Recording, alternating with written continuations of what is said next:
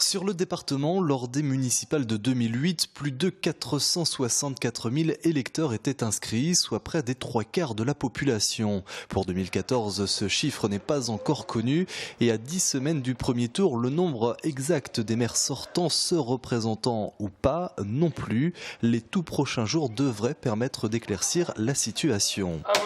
Ce que l'on sait déjà, c'est que deux grands changements marqueront le scrutin. D'une part, les électeurs seront appelés aux urnes pour élire leurs représentants municipaux, mais aussi pour élire ceux qui siègent dans les structures intercommunales, les communautés de communes bien souvent. C'est une nouveauté, ces derniers seront élus par les citoyens directement et non plus par le conseil municipal. Et puis l'autre modification, c'est le mode de scrutin dans les communes de plus de 1000 habitants.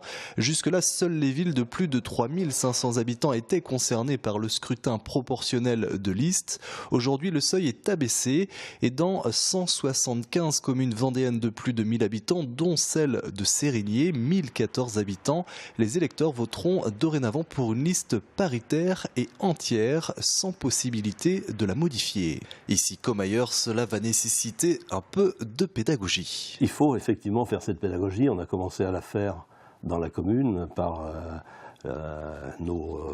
nos prospectus habituels, mais il faut continuer puisque nos aînés, lorsqu'on les questionne, ils continuent de nous dire « nous voulons panacher, nous voulons rajouter, supprimer ». Et là, on a beau leur dire qu'il s'agira de vote nul, il n'empêche qu'ils continuent dans cette voie. Enfin, notez quelques autres dates importantes. Celle du début officiel de la campagne électorale, elle est fixée au lundi 10 mars, même si, évidemment, avant cela, les candidats peuvent mener différentes actions de communication. Et puis les dates de dépôt des candidatures, obligatoires, quelle que soit la taille de la commune. Les candidats ont du 6 février au 6 mars pour déposer leur liste. Le 6 mars, date limite, c'est dans moins de 2 mois maintenant. Le compte à rebours est donc lancé.